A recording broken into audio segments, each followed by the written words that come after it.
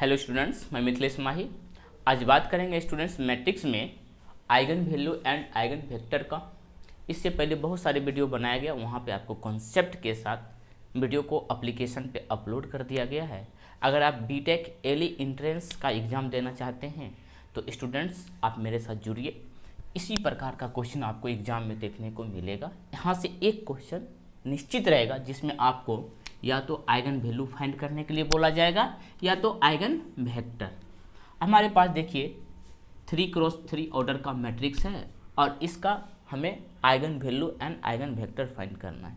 चलिए बिना देर किए सॉल्यूशन में भिड़ जाते हैं। ठीक है, फास्ट सॉल्यूशन करना है।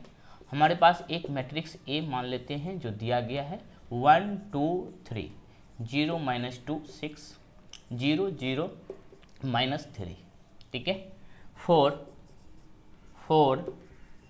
आइगन वैल्यू के लिए फार्मूला होता है students A minus lambda I equal to 0। ये हमारा मैट्रिक्स है और लेमडा का वैल्यू फाइंड करना है, यही आइगन वैल्यू है। ठीक है, लेमडा का जो भी वैल्यू आएगा वो आइगन वैल्यू कहलाता है। ये जो आई है इसको कहते हैं आइडेंटिटी मैट्रिक्स। ठीक है, आइडेंटिटी मैट्रिक्स के किसी भी नंबर को मल्टीप्लाई करोगे तो लीडिंग डायगोनल का ही नंबर आएगा, बाकी सब जीरो रहता है। तो इसको लिखने का डायरेक्ट तरीका है कि जो हमारे पास मैट्रिक्स है 1 2 3 उसको लिखिए थोड़ा हटा के 0 0 -3। इसको क्या करना होता है, इसका जो डायगोनल है ये इसी में से लेमडा को, क्योंकि माइनस है तो माइनस करेंगे। यहाँ पे माइनस हो जाएगा लेमडा, यहाँ भी माइनस हो जाएगा लेमडा और यहाँ भी माइनस हो जाएगा लेमडा। समझ गए। अब यहाँ से क्या करते हैं, इसका डिटर्मिनेंट फाइंड कर लेता हूँ। ठीक है, ये बराबर 0 है। इसका डिटर्मिनेंट निकाल लेता हूँ। अगर हम इसका डिटर्मिनेंट निकालेंगे तो क्या करते हैं, इस कॉलम के अबाउट एक्सपेंड करते हैं, क्योंकि इसमें मैक्सिमम 0 है, आसान होगा। तो इस नंबर को लेते हैं 1 माइनस लेमडा। तो ये लाइन कम्प्लीटली खत्म और ये लाइन कम्प्लीटली खत्म। इसको इससे गुना करना पड़ेगा, तो -2 minus lambda into -3 minus lambda minus इसको इससे गुना करेंगे तो 0 इक्वल टू 0 हो जाएगा। आगे एक्सपेंड नहीं करेंगे क्योंकि आगे वाला नंबर तो 0 ही है, उसको अगर किसी भी नंबर से मल्टीप्लाई करो 0 ही आ जाएगा। चलिए यहाँ बच रहा है आपके पास स्टूडेंट्स 1 माइनस लेमडा, इसको इससे मल्टीप्लाई कर दीजिए तो -2 -3 ये हो जाएगा आपका 6 -2 मल्टीप्लाई माइनस लेमडा ये हो जाएगा +2 लेमडा, फिर माइनस लेमडा -3 ये हो जाएगा +3 लेमडा और माइनस माइनस प्लस यानी लेमडा स्क्वायर इक्वल टू 0। तो इसको हम लिख सकते हैं 1 माइनस लेमडा इंटू लेमडा का स्क्वायर +5 लेमडा +6 इक्वल टू 0।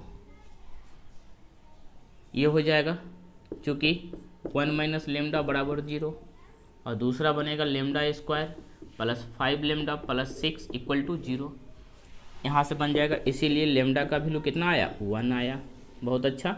और इसको थोड़ा एक्सपेंड कर दीजिए तो ये बन जाएगा लेमडा स्क्वायर +3 लेमडा +2 लेमडा +6 बराबर 0। यहाँ से हो जाएगा lambda +3 into lambda +2 equal to 0। इसीलिए लेमडा का जो वैल्यू आएगा -2 -3। नाउ आइगन वैल्यू लेमडा बराबर, लेमडा का यहाँ 3 वैल्यू आया है, एक आया है +1, उसके बाद -2 और फिर -3। ये है आपका आइगन वैल्यू। अगर एग्जाम में आइगन वैल्यू पूछ रहा है तो आपको इस प्रोसेस से इसको सॉल्व करना है। ठीक है, अब इसमें तो 2 0 दे दिया तो आसान हो गया। एक और क्वेश्चन बनाऊंगा दूसरे वीडियो में तो आपको पता चलेगा कि इसमें सभी नंबर 0 नहीं है तो उसको कैसे सॉल्व करेंगे। एक अलग फार्मूला दूंगा, बिना एक्सपेंड किए बन जाएगा। ठीक है, तो यहाँ से लेमडा का वैल्यू हमें फाइंड हुआ, ये क्या है, इसका आइगन वैल्यू है। तो आइगन वैल्यू कितना आ गया 3, 1 -2 -3। एग्जाम में पूछता है तो ऑप्शन में देखिए ये है, उसको टिक लगा दो। ठीक है, चलिए नोट कर लीजिए जल्दी से। अब स्टूडेंट्स आइगन वैल्यू जो आया है 1 -2 और -3, इस पे हम आइगन वेक्टर निकाल लेते हैं इसी की सहायता से, क्योंकि आइगन वेक्टर निकालने के लिए आइगन वैल्यू निकालना जरूरी होता है, क्योंकि आइगन वेक्टर में लेमडा का यूज होता है। तो इसीलिए हमें आइगन वैल्यू निकालना ही होगा आइगन वेक्टर के लिए। ठीक है, चलिए इसको मिटाते हैं। अब लिखिए students, for eigenvector, eigenvector के लिए फार्मूला होता है, यही फार्मूला होता है, A minus lambda I into X बराबर 0। सिर्फ एक्स इसमें इंटू हो गया। फिर यहाँ से लिखेंगे स्टूडेंट्स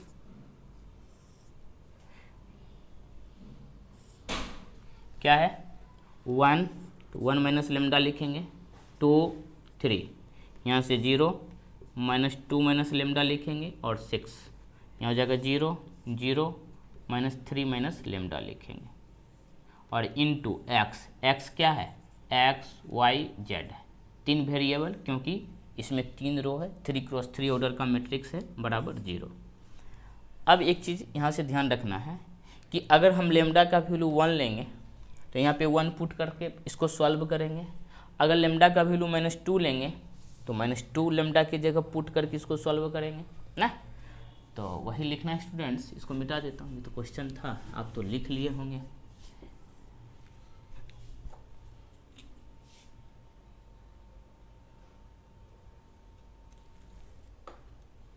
मार्कर भी खत्म हो रहा है। यहाँ से बन जाएगा स्टूडेंट्स, लिखेंगे इफ लेमडा बराबर 1 देन लेमडा बराबर 1, तो यहाँ पे पुट करिए डायरेक्ट 1 माइनस 1 कितना 0, यहाँ पे 2 हो जाएगा और यहाँ पे 3, ये 0 0।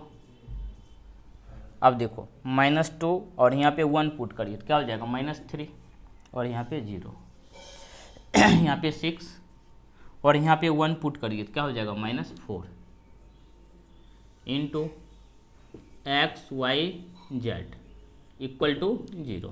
ठीक है, अब देखिए यहाँ से मैं एक ट्रिक बताता हूँ। बहुत सारे स्टूडेंट क्या करते हैं, 3 इक्वेशन बनाते हैं और 3 इक्वेशन बनाने के बाद तो एक्स वाई जेड का वैल्यू निकालते हैं। ऐसा हरगिज नहीं करना है। यहाँ से एक ट्रिक है, लिखना है ऐसे करके, x equal to minus y equal to z equal to, इस तरह से लिख लेना है। इसमें नीचे वाला जो है ये वाला, इसको निगलेक्ट करना, इसको छोड़ देना, इसका यूज ही नहीं करना कभी। बाकी जो 2 अपर वाला है ना, इसका यूज करना। ठीक है, तो ये बाबू है एक्स का, ये है आपका वाई का, ये है आपका जेड का। जब एक्स के नीचे लिखेंगे ना तो एक्स वाला छोड़ देंगे, बाकी क्या बचेगा वाई और जेड का। तो क्या हो जाएगा 2 माइनस 3 3 6। कोई दिक्कत, चलिए यहाँ आ जाइए।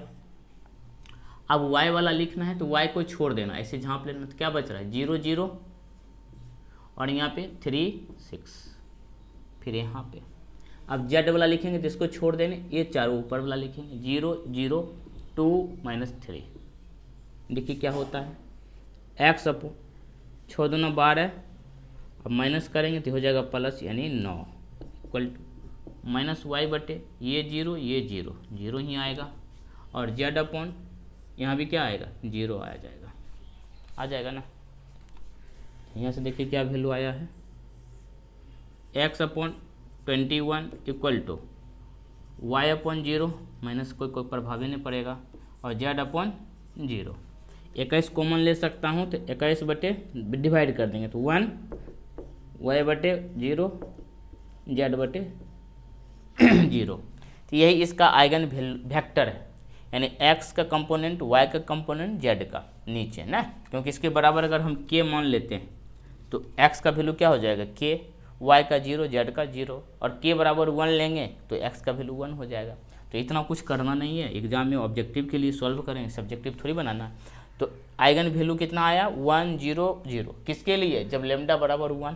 तो कहीं पर लिख लेते हैं कि अगर लेमडा बराबर 1 है तो इसका आइगन वेक्टर क्या हो जाएगा 1 0 0, फिर बाद में लिख दूंगा एक जगह। ठीक है, चलिए एग्जाम में अगर आइगन वेक्टर पूछेगा तो डायरेक्ट बोल देगा कि लेमडा बराबर 2 या लेमडा बराबर 1 के लिए आइगन वेक्टर क्या होगा।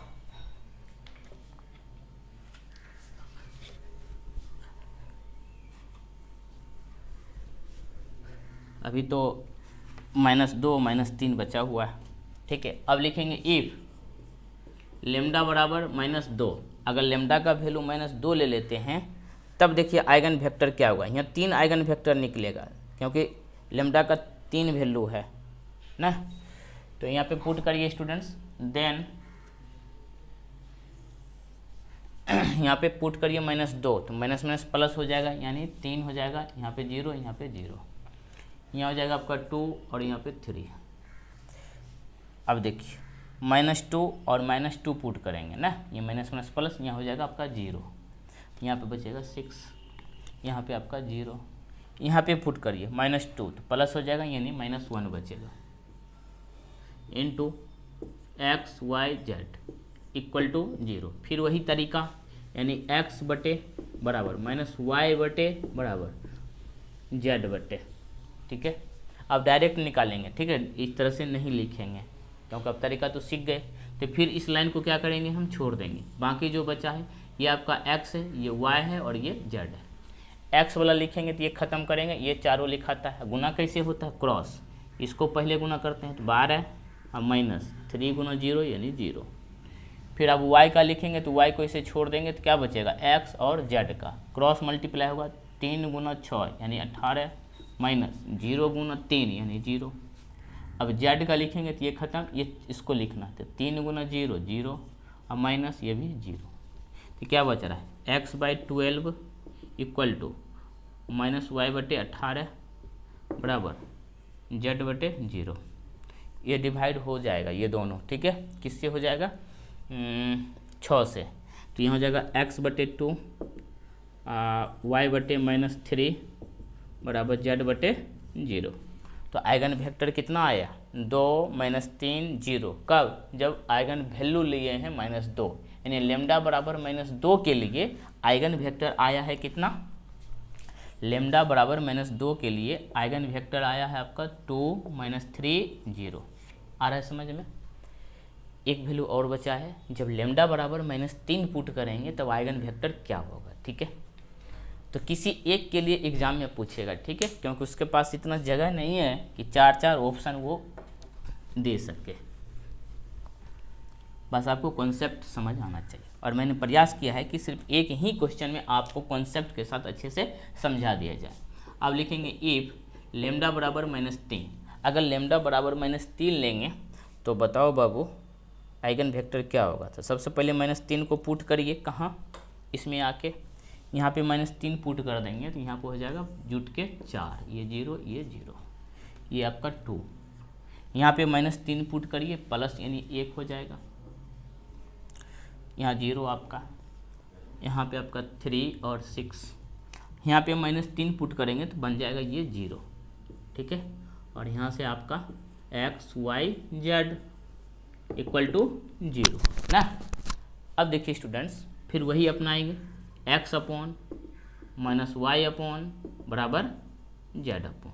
क्या करते हैं, ये वाला लाइन तो ख़त्म, इसका तो यूज ही नहीं करते, ऊपर वाला ये आपका x, ये y और ये z। x लेंगे तो x का ख़त्म करेंगे, ये 6 गुना 2 यानी 12 और -3 क्योंकि इसको इससे गुना करेंगे। अब y में आइए तो ये ख़त्म, तो 4 गुना 6 यानी 24 और माइनस 0 × 3 0। z के लेंगे तो ये ख़त्म, 4 गुना 1 4 माइनस 0 गुना 2 यानी 0। ये बच रहा है x/9 equal to y/-24 equal to z/4। अब तो इसमें कोई कॉमन ही नहीं है जो कटने वाला है, ये दोनों एक नंबर से कट सकता है लेकिन ये नहीं, जिससे ये दोनों कटेगा उससे 4 नहीं कटेगा, जिससे ये दोनों कटेगा उससे ये 9 नहीं कटेगा, तो ऐसे ही छोड़ देंगे। तो आइगन वेक्टर हो जाएगा 9 -24 और 4। तो 3 आइगन वेक्टर यहाँ से हम लोगों ने फाइंड किया, एक जगह उसको लिख लेते हैं। तो जब भी आइगन वैल्यू या वेक्टर फाइंड करना हो तो आपको इसी तरह का प्रोसेस अपनाना होगा।